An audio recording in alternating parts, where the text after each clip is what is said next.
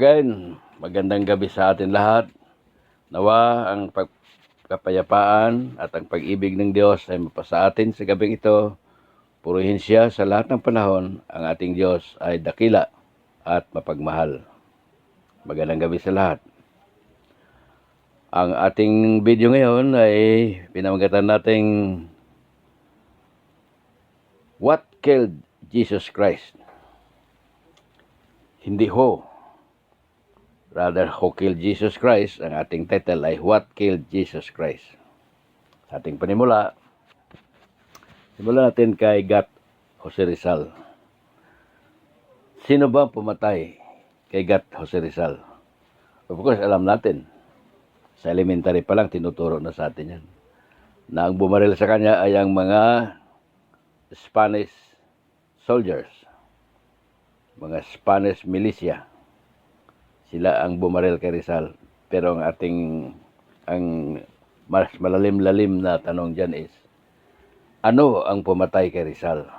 Sapagkat alam natin na si Rizal, ang nag-udyok sa kanya ay ang kabayanihan, ang pag-ibig sa kanyang bayan, ang pumatay sa kanya. Sapagkat ang dahilan ng mga Espanyol kung bakit nila pinatay si Rizal ay dahil sa No Limitang Here at ang El Filibusterismo. Ang dalawang aklat na ito ay nagtatalakay ng mga pang-aabuso ng mga Espanyol sa bansang Pilipinas.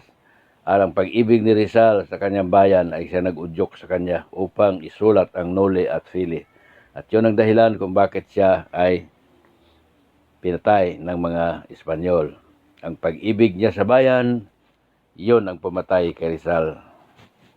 Ngayon sa panimula sa ating biblical aspect, ang pagpatay sa ating Panginoong Hesus ay alam natin na ang mga participants doon, aktual na pumatay sa kanya ay ang mga Roman soldiers. Sila ang nagpahirap, sila ang nagparusa sa ating Panginoon doon sa Judgment Hall ni Pontius Pilate. At sila din ang nagpako sa kanya doon sa krus hanggang sa siya mamatay. So pag tinanong sinong pumatay, ang aktual na pumatay sa kanya ay ang mga Roman soldiers. Mayroon pa rin, mga aktual na pumatay sa kanya ay ang mga chief priest. Sila ang mga prosecutors. Silang nag-prosecute sa ating Panginoon. At sila ang nag-udyok kay Pilato upang ipako sa cross. Ang pangatlo ay ang mga Parisiyo, mga church leaders. The time, sila ang accusers ni Jesus Christ. Lahat ng mga accusation na mga kasinungalingan ay silang nagsumigaw na dapat patayin sa krus. Pako sa krus. At ang papel ni Pontius Pilate ay siya ang judge, siya ang naghatol. Ngunit labag sa kalooban ni Poncio Pilato, nagsabi niya, wala akong nakitang kasalanan sa taong ito. Subalit ang sigaw ng mga chief priest, ng mga Parisiyo, at ng mga church leaders ay ipako sa cross. But in tonight, my friends, ang ating mas malalim-lalim na tanong ay hindi who, kundi what. What killed Jesus Christ? Panimulan natin sa buhay ni John the Baptist. Si Juan Bautista ay isang sogo ng Diyos doon sa ilang, at siya isang lingkod ng Diyos na siyang nagsisigaw sa ilang patungkol sa pagsisisi. At dahil sa kanyang matinding pagmamahal sa Diyos at paglilingkod sa Diyos at pagtupad sa kanyang katungkulan bilang isang alagad ng Diyos, ay kanyang binatikos, kanyang sinaway si Haring Herodes, sapagkat si Herod the Tetrarch ay kanyang inagaw ang asawa ng kanyang kapatid na si Felipe, na walang iba kundi si Herodias, pangalan Herodias. So naging asawa niya si Herodias na kanyang inagaw lamang sa kanyang kapatid. At si John the Baptist bilang isang lingkod ng Diyos ay kanyang sinalanta si Herodes. Sabi niya, Herod the Great, Herod the Tetrarch, hindi mo dapat na inasawa yan si Herodias sapagkat yan ay legal na asawa ng iyong kapatid. Yan ay adultery.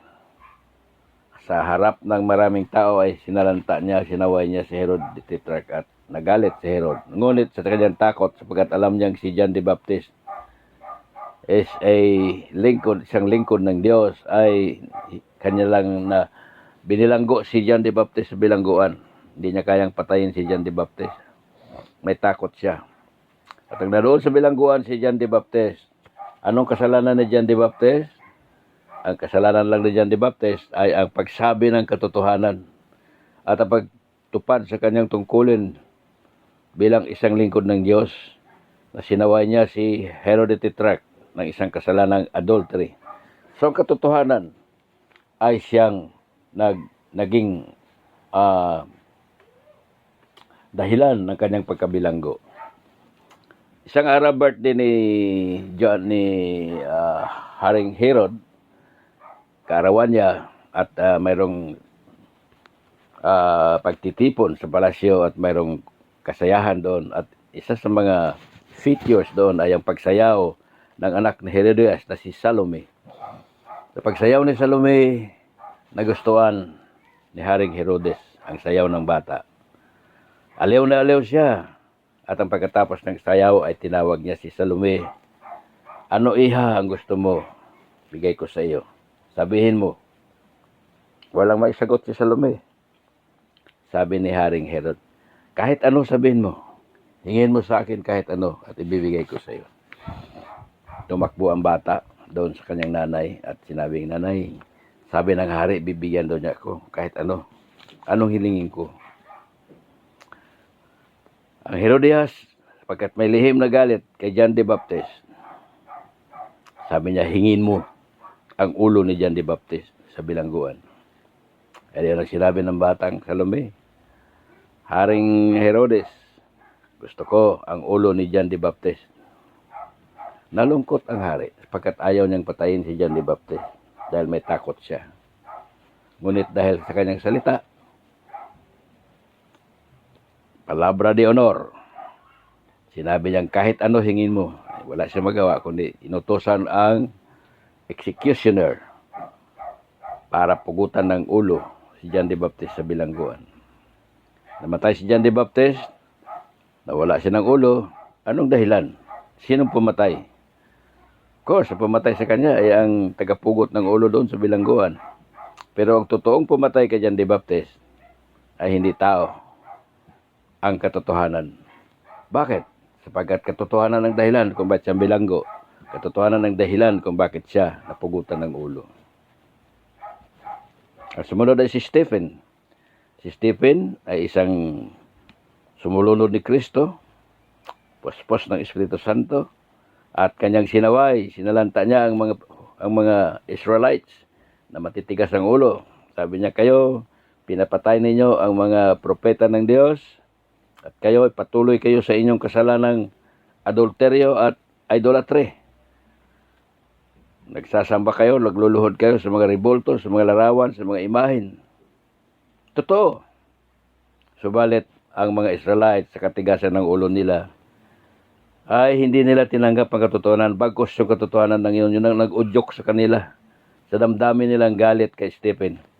Kinaradkad si Stephen doon sa plaza at binato hanggang namatay si Stephen. Si Stephen ang kauna-unahang martir ng Kristyanismo. At ano ang kinamatay ni Stephen? Ang pagbato. Kinamatay niya ang pagbato hanggang sa mamatay doon sa plaza. Sinong pumatay sa kanya?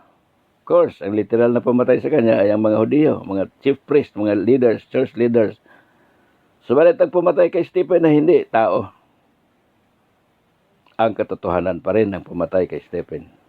Bakit? Sapagkat katotohanan ang kanyang sinabi, kanyang sinigaw doon sa pagsalanta, sa pagsaway sa mga Israelites, kanilang katigasan ng ulo at ang lahat ng mga bawal, ayaw ng Diyos Yun ang ginagawa nila. Ang pagluhod, pagsamba sa mga rebulto, at ang adulteryo, at ang mga church practices nila na sinaway ng Panginoon. So katotohanan ang siya nagpagalit sa kanila, at yun ang pumatay kay Stephen. Anong pumatay kay John the Baptist? Hindi tao. Sino ang pumatay? Hindi sino. Anong pumatay kay John the Baptist? Ang katotohanan. Stephen, sinong pumatay? Hindi sino, kundi ano. Anong pumatay kay Stephen? Ang katotohanan ng kanyang pagsaway sa mga Israelites. Ngayon, punta tayo sa ating pamagat. It's not who killed Jesus Christ. It is what. What killed Jesus Christ? Ang Panginoon sa pagsimula ng kanyang ministeryo at the age of 30, he started with the words, repent, repent, repent. Except you repent, you shall all likewise perish. Anong repentance ang pinapangaral at sinisigaw ng Panginoon? Ang repentance about sin, about idolatry, about adultery, about many things na sinaway ng Panginoon sa kanila at tinuruan sila ng katotohanan. Subalit anong naging reaksyon nila? Instead na sila ay magsisi at sumunod sa Panginoon, galit ang namutawi, galit ang namuo sa kanilang puso. Galit, anong galit? Galit sapagkat alam nilang totoo ang sinasabi ng Panginoong Hesus. Ang idolatry, ang adultery, at ang katigasan ng ulo nila sa pagsunod sa mga utos ng Diyos, sa pagsuway. At ang galit ng yon, yun ang nag-udyok sa kanila upang balak patayin. Sa Mateo 7:1, nagbabalak sila, nag-iisip sila kung paano nila mahuli, madakip ang Hesukristong ito na taga Nazaret upang nilang patayin. Isa sa pinakamatinding saway ng Panginoon sa kanila ay ang John 8:44, nagsabi ni Jesus, you said God is your father? No, God is not your father. Your father is the devil. From the beginning, the devil is the author of liar. At ang kasinungalingang yon ang siyang daladala ninyo hanggang sa ngayon. Doon sila, matindi ang galit nila sa Panginoon sapagkat inakasuhan silang children of the devil. They claim that they are children of God. Their ancestor was Abraham, but Jesus said, no, God is not your father. Your father is of the devil, because the devil is a liar, and until now, you are following the lies of the devil. So it was the truth that angered those Israelites, those Pharisees, those church leaders. Ang katotohanan yon na tumagos sa kanilang mga puso, yun ang nagtindi ng galit nila. At sa tindi ng galit ay kanilang inakusahan si Jesus ng kung ano-anong mga kasinungalingan at ang kahatulan na crucifixion, ang kamatayan sa krus. So it was not who killed Jesus, but it was what. What killed Jesus Christ? Number one, it was the truth. The truth that Jesus advocated. The truth that Jesus preached to them. Truth about their situation. You are all children of the devil. Repent and repent. You must be born again, so that you have the chance to enter the kingdom of heaven. Jesus said, you must be born again. Your religion is not enough. Your religion is null and void. You must be born again because you are the children of the devil. And when you are born again, you will become children of God. But they will not accept that. Galit na galit sila. At yun ang dahilan na nag-udyok sa kanila ng ilip, ng alab sa kanilang puso upang patayin si Jesucristo. So, as they accused Jesus Christ of many things, lies and lies after lies, they accused Jesus and they brought Jesus to the judgment hall of Pontius Pilate. Sabi ni Pilate, wala akong nakitang kasalanan sa taong ito. Sa kanyang pag-interrogate kay Jesus Christ, wala akong nakitang kasalanan sa taong ito. Ngunit, sigaw ng mga church leaders, sigaw ng mga Pharisees, crucify him, crucify him. Sabi ni Pontius Pilate, shall you kill? Shall I kill your king? No, he is not our king. He is Jesus Christ. He is a traitor. He must die on the cross of Calvary. So wala magawa si Pontius Pilate. Humingi siya ng isang bowl ng tubig at tinugasan ng kanyang kamay, symbolizing siya. Sabi niya, wala akong kinalaman sa hatol na ito. Kayo ang naghatol sa kanya, hindi ako. At ang nag-udyok sa mga pariseo na yon, nag-udyok sa mga church leaders na yon upang patayin si Jesus ay ano? Ang katotohanan na hindi nila matanggap-tanggap. So who killed Jesus? It is not who killed Jesus. What killed Jesus Christ? It was the truth, number one. Number two, it was His love. It was the love of Jesus Christ who killed Him on the cross of Calvary. Because nang nandoon siya sa cross at nakapako ang kanyang mga kamay at ang kanyang mga paa, sinambit niya ang kapatawaran. Father, forgive them. They know not what they do. At sabi niya, kung gustuhin ko lang, I can call legions of angels from heaven to help me and take me out of this cross so that I will not die. But He did not. He died voluntarily on the cross of Calvary. Hindi natin masabing siya ay no choice. Hindi siya makaalis doon. Makaalis siya kung gustuhin niya. What nailed Him to the cross? What nailed Him to that agonizing death on the cross? It was His love. It was the love of Jesus who gave Him the courage to face that agonizing death on the cross of Calvary.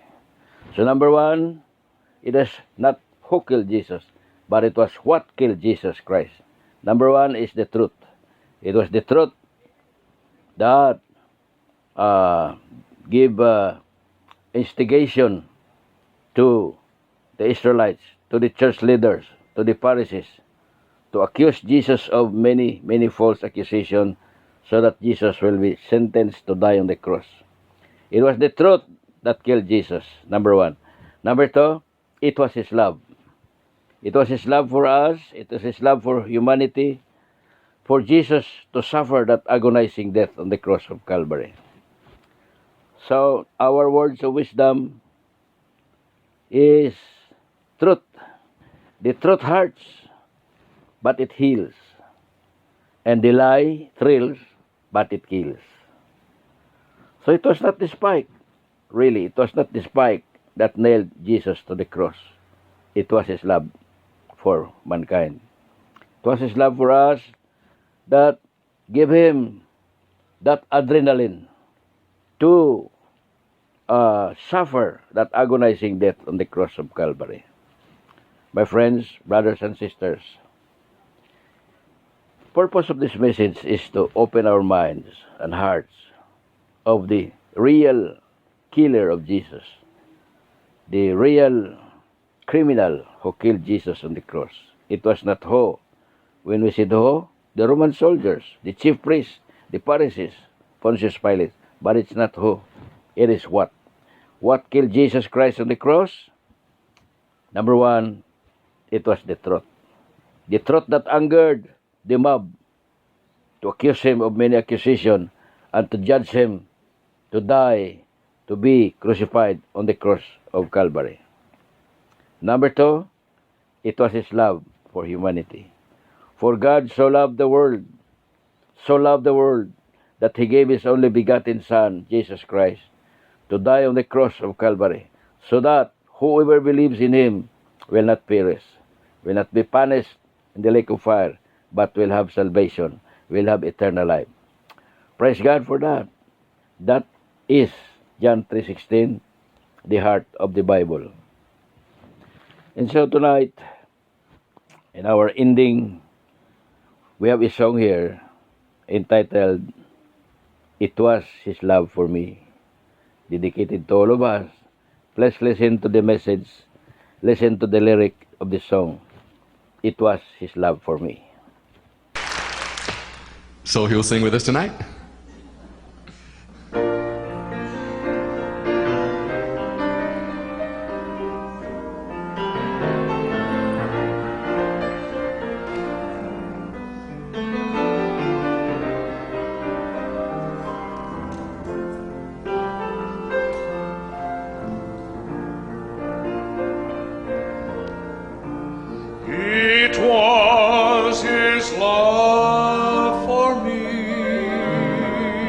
that nailed him to the tree, to die in agony for all my sin,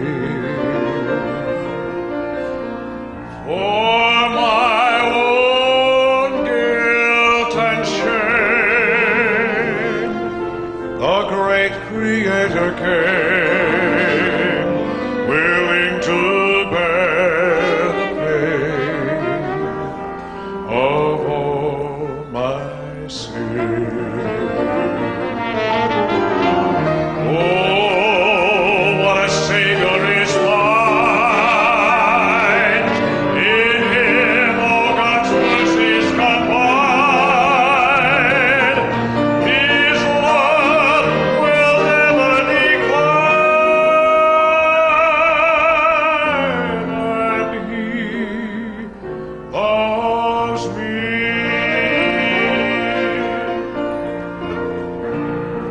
To Calvary's hill one day our Lord was led away. None else price could pay for all my sin. He on the cross was slain, yielding His life in pain. He felt that bitter stain of all my sin. Oh, what a Savior is mine! In Him all God's mercies combine. His love will never decline,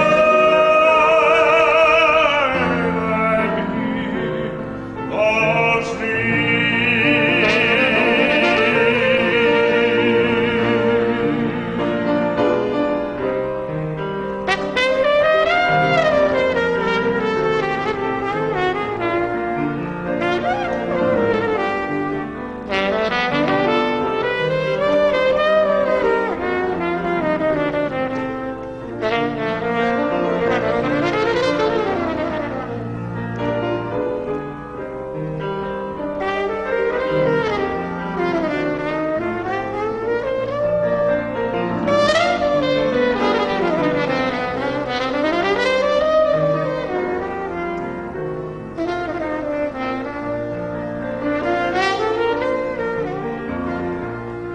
Was ever love so strong? Was ever crime so wrong when Jesus suffered long for all my sin?